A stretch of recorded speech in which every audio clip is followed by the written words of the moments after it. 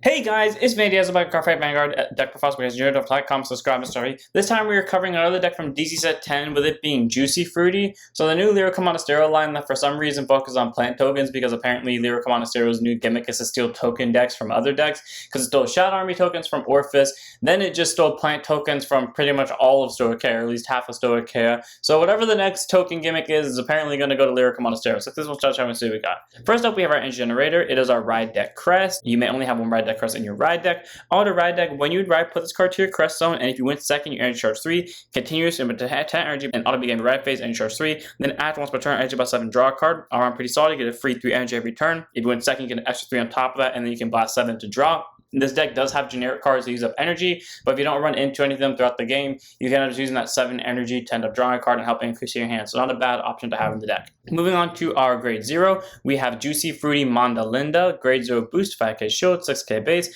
Auto run Rotapon if we get second draw a card. Standard starter, nothing about the free draw if you go second. You have to run Mandalinda as the starter because the ride line does require every card preceding it to actually use the skill. So therefore Mandalinda is the mandatory starter in the deck. Moving on, we have our Overtrigger and Fantastic Fernail Katrina. Grade 0 boost, 50k shield, 5k power.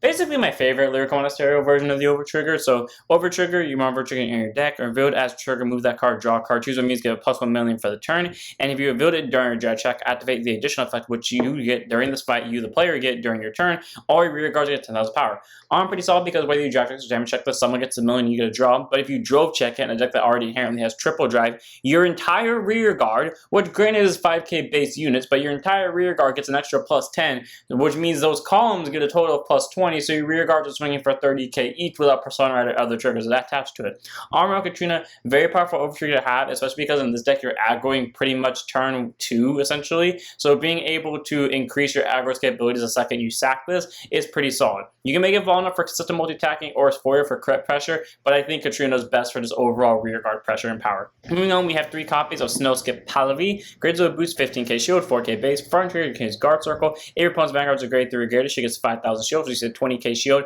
and she's a front trigger. Again, the deck typically has only 5k rear guard, so being able to pump the entire front rows number up is pretty solid, so you don't have to split them between the triggers. And to 20k shield, so it helps out with guarding, so 3 for me. Then we have a total of 8 crit, 4 of them being Cheerful Sunshine Wallace. Grade 0 boost, 20k shield, 5k base. You means any crit, vanilla crit you want, just to make it Wallace because I stole this deck straight from Chris Rain, I think, and this happened to be the crit and Chris Rain. Then we have Gluttonora, grade 0 boost, 15k shield, 5k base. Standard critical, nuts about it. You can make this any crit you want. You can run Edwidge, who sends herself to Soul to help mitigate possible Soul Blast problems, but the deck already has an inherent Soul Charger, and to be fair, it doesn't really have any cards that use CB outside of 2 very specific cards, and you pretty much use those CB on those 2 cards only, so 8 crit for a total of pressure, and again, you don't really need to run Edwidge as crit if you want to. Then we have 4 heal and Talkative Hour Tommoos. Grade 0 boost, 50k shield, 5k base. Standard heal, and that's about it. You can make this any who you want. You can even choose to make it the counter heals. I choose to make it the vanilla Tommoos though, because I don't really like the counter heals fluctuating 10 to 25k shield. I much rather have the consistent 15k shield for guarding. Moving on to our grade 1s, 4 copies of, this is a tech option, you can run whatever you want in this. I run Thorough Rest Melamar, so grade 1 boost, 5k shield, 6k base, continues guard circle if you have 0 or 4 more rear guards, so aka 0 rear guards, 4 rear guards, or 5 rear guards, god forbid they bring back Excel. This unit gets shield plus 10,000. All around pretty solid, you know, she gets extra defense value, and in this deck you're pretty much always going to have 4 more rear guards, so being able to have a total of 15k shield on your rear guard is incredible. In the video that this deck debuted in, I had Sing Song Dragon in the place of this to help recycle your discard fodder. Then I always remember that Sing Song secondary ability requires you to play an order, and this deck doesn't have any orders in it, and since I don't like using cards that I can't use the full ability of, I chose to swap it in for a card that has extra guard power because that's what I struggled with in the game that it debuted in. So not a bad grade 1 at all. I had shield value, but again, you can make this with every card you want because realistically you're never calling this thing to rear guard anyways. Moving on, we have 4 copies of Cooling Heart Eureka. Grade 1 boost, 5k shield, 8k base. Auto rear guard once per turn when your other unit is placed in the same column as her. If your opponent's vanguard is a grade 3 guard at 5,000 power to her, so she's a 13k base once your opponent hits grade 3. And then auto rear guard at the battle she boosted any rear guard. Soul Boss 1, choose one of the boosted rear guards return to hand. You would think the way you use this is call a normal unit, bounce that normal unit to hand, then swing with the vanguard, call a plant token to that open rear guard circle.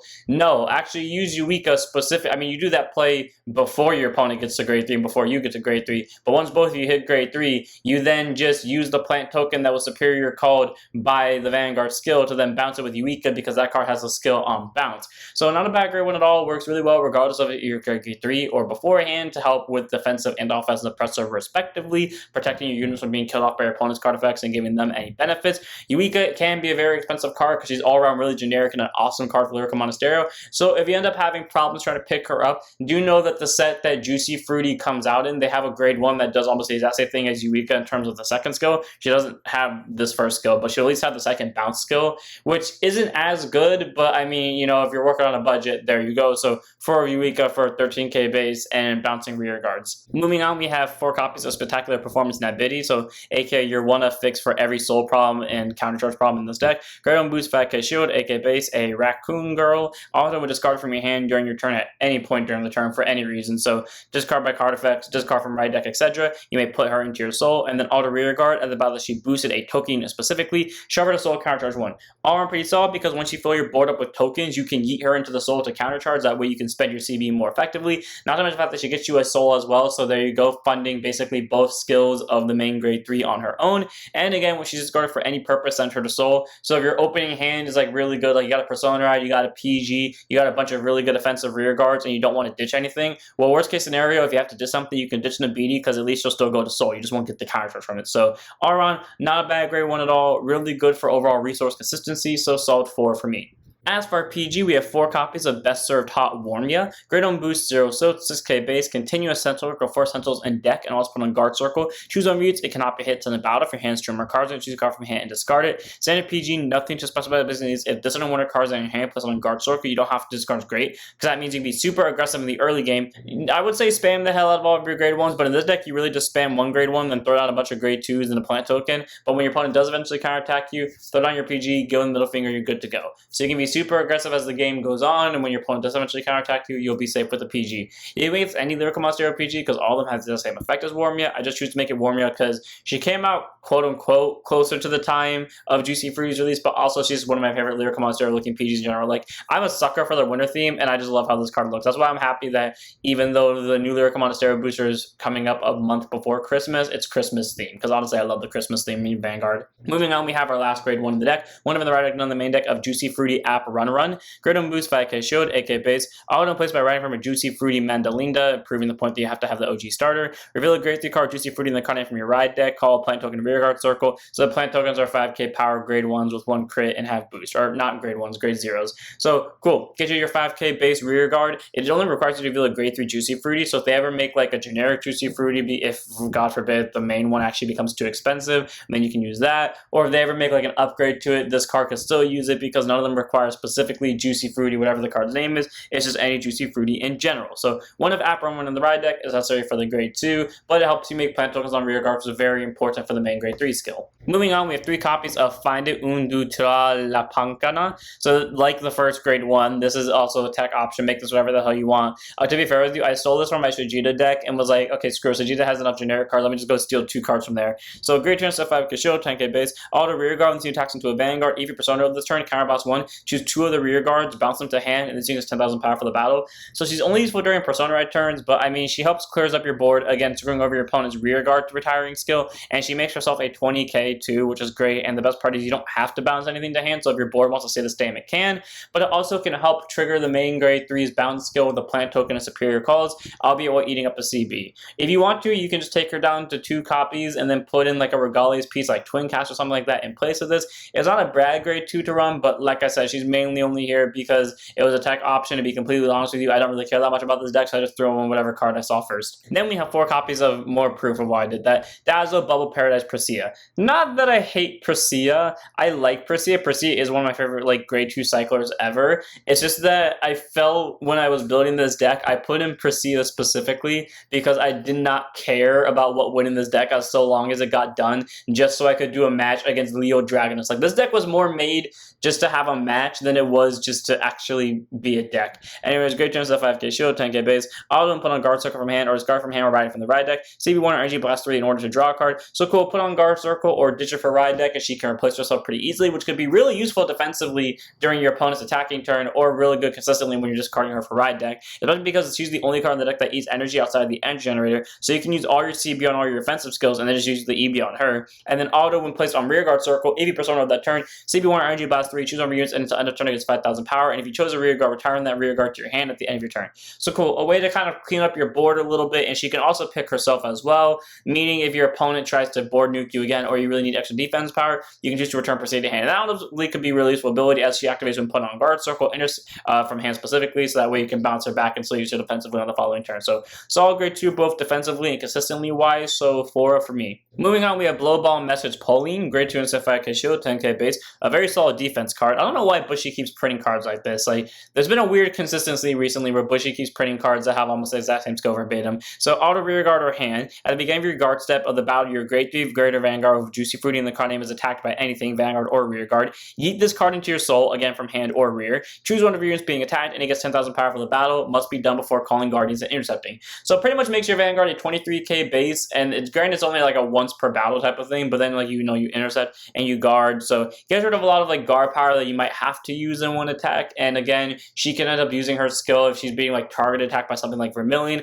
where you can then send Pauline to soul, dodge the Vermilion attack, and still pump up your Vanguard power. Not a bad grade 2 at all. Like to have as a 4 defensively. Plus she also gets you soul, so therefore she mitigates your soul problems that you have with Yuika combined with your main grade 3. And then we have our last grade 2 in the main deck itself. 4 of Touching Essence Dainty, grade 2 instant 5k shield, 10k base. Auto, when she's placed on a rearguard circle that has a token unit already on it, so when she's placed on top of a token, I specify that for a reason, either CB1 or Soul Blast 2, whichever one you have more of. Thankfully, Blowpine exists to try to get you soul back. Draw a card, and if your Vanguard's a grade 3 guard, anything, this unit gets 5,000 power for the turn. So cool, guarantee she just gets you a draw by replacing the token unit she killed, which isn't bad at all. So she either gets you more defensive power or she gets your rearguard superior call. And if you're at grade 3 already, regardless of what grade your opponent's Vanguard is at, she's a 15k. Not a bad grade 2. And then auto, when a token unit is placed on her rearguard circle that she was on by the Vanguard's ability, so when a token is called on top of her, bounce her back to hand. So cool, she basically can re-loop herself constantly. You play her on top of a token that you called during the main phase to draw and possibly get 5k power. Then when your Vanguard places a token, she can then bounce herself back to your hand, so that way you can use her on the next turn. Very solid grade 2 all around. She's very cheap with her resource cost. Again, we have a countercharger who also goes to soul, and we have another card that goes to soul, whoops, wrong card, that helps mitigate her soul blast and her CB skill, and she replaces the card that she calls over with a draw, and she always basically bounces herself back to hand when a token's called over her, making her a solid 4 for me. Then we have one of in the right deck and on the main deck of Juicy Fruity Nana Banana. So grade 2 intercept 5k shield, 10k base, auto and placed by writing from Juicy Fruity app Run. Reveal a grade 3 card Juicy Fruity in the name for the ride deck to call a plant token to the rearguard circle. I wish this thing called 2 like the Aurora line, but whatever, it gets you 1 plant token, which isn't bad, and still allows you to be aggressive because again, whatever you call off of this, you can then call Dainty. I will say this, that's my one plus with the ride line. I don't really like how they look. They feel too child cartoonish for me, but what I do like about it is that they're all active abilities, so they activate when the cards are placed. That way you can be more aggressive against your opponent with things like Dainty, for example. So one of Nana Banana in the right deck, no need to have it in the main deck. I wish I had a skill in the main deck to call a plant token even if there's only 1, but take what we can get. As for our last card in the deck, we have 3 in the main deck, 1 in the right deck of Juicy Fruity Shirlina, grade 3 to 9% 13k base, continues Vanguard Circle, all your plant tokens get 5,000 power, and they also get an extra 5,000 for each copy of this in your soul, act on player's turns. So this deck doesn't have any soul charges. If you want to run generic Lyrical Monasterio soul charges, you can. There's one specifically that comes to mind whose name eludes me, but whenever she boosts, if you have like either mostly a full board or a full board, she'll soul charge and give you 5k, so that way that's a way to get an extra copy in soul. But once you start persona writing, all those tokens are getting extra numbers out the wazoo, but they're already 10k basis thanks to Shirley during both players' turns, which is honestly pretty solid. Moving on, act Vanguard Circle once per turn, soul bots 1 to call up to 2 plant tokens to rearguard circle, and your opponent's Vanguard is also a grade 3 rearguard, and you have 4 more rearguards, it gets triple drive for the turn. Okay, that's not a bad ability. It gets you 2 rearguards that are 10k bases, but why does it restrict itself to triple drive when the opponent's at grade 3 or greater? It doesn't make sense because there are many other decks. Like there's decks like Leonore that inherently have triple drive, that came in a trial deck that can proc it while your opponent's at grade 2, that are going to consistently have more board presence. Why does this require you for your opponent to be at grade 3 for that? I will never understand. In fact, because Leonore costed a discard on top of having a full back row? I don't know why. Anyway, second skill or third skill is Auto Vanguard per turn. When attacking anything, CB1, call plant token to rearguard circle. Just the 1 plant token for some reason, okay, to end of turn, and then it gets continues rear guard. This unit gets all the trigger effects your Vanguard gets, so you put the million on it from the over trigger, it'll get the million from that, and then it'll get the plus 10k from Katrina's passive skill, and then auto wins return to hand from rear guard circle, draw a card. Okay, that doesn't make sense to me. Cool. It gives the trigger abilities that the Vanguard got. The deck has done nothing so far to make that feel like that's the deck's whole payoff, but whatever. It only costs 1 plant token. Again, whatever. It gives trigger effects, I guess. But why the bounce? It feels like they just shoved on an arbitrary cost to make it a draw. Because Lyrical Monasterio doesn't have free bouncing. Like, it has like a lot of good cards that can generically bounce, but no free bouncing. Like, yes, this deck got one that Soul Boss won't bounce a token unit in front of it. We got Eureka, and there's probably a handful of others. But why? Just to get a draw? It feels like Lena is underdone. Like, the first skill feels like they actually thought it through. The second skill, half is right. Like, Soul Bossing 1, calling 2 plant tokens, that's good. Restricting the opponent to be a grade 3 or greater for the triple drive and having 4 more rear guards, okay, that's not remotely necessary, but it's fine. It's not that bad. I don't get this last skill. Why is it only a 4 attack deck? Or even if it's only a 4 attack deck, like, that's fine. Why not call 2 plant tokens so you get a column attack? The trigger effect the Vanguard gets is fine if it only gave it to the front row 1 too. But then why the return to hand draw? That feels so unnecessary. It feels like they just looked at a Lyrical Monasterio in general, was like, what's something Lyrical Monasterio generically does? Oh, bouncing. Throw a bounce condition onto this. I don't get it, and it bothers me. I feel like this deck was so close to being not necessarily broken, or not even good either, but like being better than what it was, and someone just shot it in the kneecap because why the hell not? The first skill is amazing, the second skill is fine. This is just, I don't know how to feel about this. The numbers is good. It gets you extra rear guards for a very small cost. It has the dumbest restriction on triple drive I've ever seen, and its third skill is laughable at best. 3 of them in the main deck, 1 of them in the right deck. And then we have 5 plant tokens because you're only going to need 5 plant tokens, grade 0, boost, 5k power, whatever. And without further ado, that's it for this deck. I hope you guys enjoyed. I'm sorry if you like this deck, and I pretty much just like hated on its main grade 3 for a solid 2.5 minutes. But like, they wasted it. They genuinely wasted it. They had so much they could have done with that, and they just threw it to the wind. I hope, for the sake of argument, that this deck gets like a side grade 3 that's better than this, or even if it's not better, it's at least like multi-attacks 5 times, calls 2 plant tokens, give them both 10k. That's his only skill on Vanguard, so be it. Because they had so much potential and they screwed it. Anyways, I'm going to end this one here. Hope all of you guys enjoy. Don't forget to like, comment, subscribe, join us for Twitch. I'll see you all next one to set up your Vanguards.